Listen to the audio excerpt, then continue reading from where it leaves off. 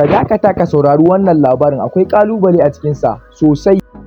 Masarauta mai suna masarautar Zazzau ta Gabas, wanda ta shahara da adalci da jarumta da hikimar sarakunanta. Ganuwar fadar sarautar ta kasance ne mai tsawo, an gina ta da tubalin laka masu ƙarfi. Ana kawo kofar masarautar da ta samu da hanyar yaƙe-yaƙe da zaman lafiya. Mutanen masarautar suna rayuwa ne cikin kwanciyar hankali, domin sarki Suleiman mai adalci ne, mai adalcin mutane ne, mai tsoron Allah, mai son jama'arsa ne, kuma mai sauraron shawarar manya. Sarki Suleiman yana da ɗa guda ɗaya tilo. Wannan yarima ya sha bamban da 'ya'yan sarakuna. Duk da cewa ya taso cikin arziki da ɗaukaka, zuciyarsa cike take da tunani da tausayi mai zurfi. Ya fi son zama tare da talakawa, yana jin labarinsu yana taimaka musu fiye da zama cikin tsakiyar fada, sarauta marasa amfani. Wannan hali nasa ya sa jama'a da dama suna ƙaunarsa, har ma suna gani wannan shine zai sa ya gaji mahaifinsa da nasara. Duk da wannan kyakkyawan halin nasa, akwai wani abu da ke damun zuciyar Yarima Rabi'u. Sha'awar aure na gaskiya baya so a aura masa 'yar sarki ko kuma 'yar hamshakin attajirin mai kuɗinsa, sabida haɗin sarauta, ko kuma yana son mace mai tarbiyya mai hankali, wanda za ta zama ginshiki tare da shi idan ya zama sarki. Wannan burin nasa ya kasance sirri ne a zuciyarsa, domin yana son mahaifinsa da fadawa suna da ra'ayoyi daban game da aure. Wata rana bayan sallan asuba, Yarima Rabi'u ya ɗau dokin fada mai suna Nijib, ya fita yawon zagaye gari kamar yadda ya saba. A wannan ranar ne ya fita gefen garin, sai ya ga wani ƙauye a gefen masarautarsu. A nan ne ya tarar da jama'a suna fama da matsalar ruwa. Rijiyar da suke amfani da ita ta samu bushewa, kuma yara da matasa suna shan wahala. Yarima ya tsaya ya saurari kuke-kuken, zuciyarsa ta cika da rauni. A nan ne ya hango wata yarinya mai suna Safiya, wanda ke rarraba ruwa. Kaɗan daga cikin yara, tana da adalci da tausayi. Halin Safiya ya ba Yarima Rabi'u mamaki. Ba kyawunta kaɗai ya ja hankalinsa ba, sai tarbiyyarta da nutsuwarta, da yadda take kula da yara, da yadda take kula da wasu fiye da kanta. Ya kusanto ta, ya tambaye ta sunanta da halin da suke ciki. Ta amsa cikin ladabi, ba tare da sanin cewa shi ɗan sarki ba ne. Wannan haɗuwa ta farko ta bar wani abu a zuciyar Yarima. Wannan ce irin macen da zuciyarsa take nema. Da ya dawo fada a wannan ranar, tunanin Safiya bai bar shi ba, sai dai yana tunanin cewa hanyar da ke gabansa ba mai sauƙi ba ce. Akwai siyasar al'ada, sarautar masarauta za ta bar shi ya cimma abin da yake buri.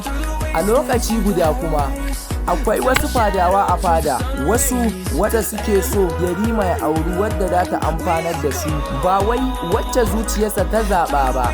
A can cikin duhun dare, sarki Suleiman yana ɗakinsa yana zaune yana tunani. Ya lura da canji da ke faruwa ga ɗansa, kuma ya san lokaci yana gabatowa da za a fara magana. Abin da bai sani ba shine wannan auren da ake shirin gabatarwa zai zama jarabawa mafi girma ga masarauta baki ɗaya.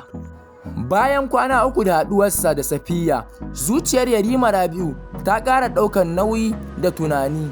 Duk da fadawan fada tare da manyansu, hankalinsu yana can kan ƙauyen da za a ziyarta, inda ya kalli gaskiyar rayuwa ba tare da ado ba.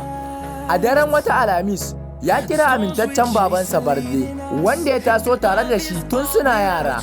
Barde, in ji Yarima cikin nutsuwa, ina so ka binciko min labarin wata yarinya mai suna Safiya, wadda ke zaune a ƙauyen gidan ruwa. Ba don na wulaƙanta kowa ba, amma zuciyata tana gaya min akwai wani abu a rayuwata. Barde ya rusuna cikin ladabi, ya amsa da cewa zai yi duk mai yiwuwa. Washe gari da sassafe ya bar fada a ɓoye, domin kada fadawa su lura da abin da yake yi. A gefe guda kuma wani babban bafade mai suna Galadima Rayyano ya fara lura da canji da ke zuciyar Yarima. Galadima mutum ne mai son mulki da iko, yana da burin ganin cewa Yarima ya aure 'yarsa Nabila, domin idan hakan ta faru zai zama uban sarauniya na gaba. Galadima ya tattara wasu fadawa masu goyon bayansa, ya ce musu Yarima ya ɓoye musu wani abu, idan ba mu gaggawa ba zai iya ɗaukan mataki da zai iya rufe shirinmu. Daga wannan ranar ne aka fara saka ido a Yarima ba tare da ya sani ba. A ƙauyen gidan ruwa, Safiya ta ci gaba da taimakon jama'arta da mahaifinta. Malam Idris tsoho ne, malamin addini ne wanda ya taɓa yin hidima a fada shekaru da suka wuce kafin ya zama babba ga tsofaffinsu. Safiya ta taso cikin tarbiyya mai rauni, gaskiya, haƙuri da tsoron Allah. Mahaifinta ya koya mata cewa mutunci ya fi dukiya kuma adalci ya fi mulki. Da Barde ya isa ƙauyen, ya tarar da Safiya tare da mahaifinta suna gyaran tsohuwar bishiyar da jama'a ke amfani da ita. Ya gaishe su cikin ladabi, ya zauna ya saurari labaransu. A nan ne ya gano cewa Malam Idris ba talaka nagari ba ne kawai, tsohon matsawarci ne ga sarauta, wanda ya san sirrin fada da masarautar fiye da yadda ake zato. Barde ya dawo fada da labari mai nauyi, ya sanar da Yarima cewa Safiya 'yar mutumar kirki ce, mai asali da ilimi, kuma mahaifinta mutum ne wanda ya san gaskiya fiye da kusanci da mulki. Wannan Yarima ya ƙara tabbatarwa da zaɓin zuciyarsa ba kuskure ba ce. Sai dai kafin Yarima ya ɗauki mataki, Galadima Zayyanu ya riga ya fara shirya makirci. Ya je wajen Sarki Suleiman ya ce lokaci ya yi da za a ɗaura aure wa Yarima domin masarauta ta samu kwanciyar hankali. Ya kawo sunan Nadila a matsayin mafi dacewa, 'yar gida masu tarbiyya kuma 'yar bafade mai aminci. Sarki Suleiman bai yi gaggawar amincewa ba, ya ce aure abu ne mai nauyi, ina so in ji ra'ayin ɗana. Wannan amsar ta razana Galadima domin ya san Yarima ba zai bi zuciya ba idan aka ba shi dama ba. A wannan taron, Yarima Rabi'u ya fito filin fada yana kallon wata zuciyarsa cike da tambayoyi. Shin zai iya tsayawa kan gaskiya duk da matsayin lambar fada? Shin soyayya da ke zuciyarsa za ta yi tsallakewa ta koma sarauta da siyasa?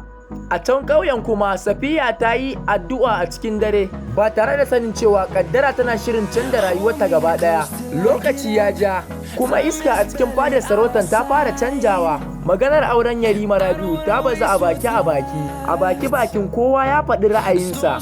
Wasu na goyon bayan shawarar da Galadima Rabi'u ya bayar, wasu kuma na goyon bayan a bar Yarima Rabi'u ya zaɓi abin da zuciyarsa ke faɗa. Amma a filin iko da murya suna hannun manyan fadawa ba talakawa ba. Wata rana Sarki Suleiman ya kira babban taro majalisa, sarakunan gargajiya, hakimai da fadawa suka hallara. A gaban kowa, Galadima Zayyanu ya tashi ya yi magana mai cike da manufa da mahimmanci. A gaban kowa ya ce musu, ku biyo mu domin ku ji ƙarshen wannan labarin. Idan kai farkon shigowa ne a wani kuskura da ka danna mana alamar ƙararrawa.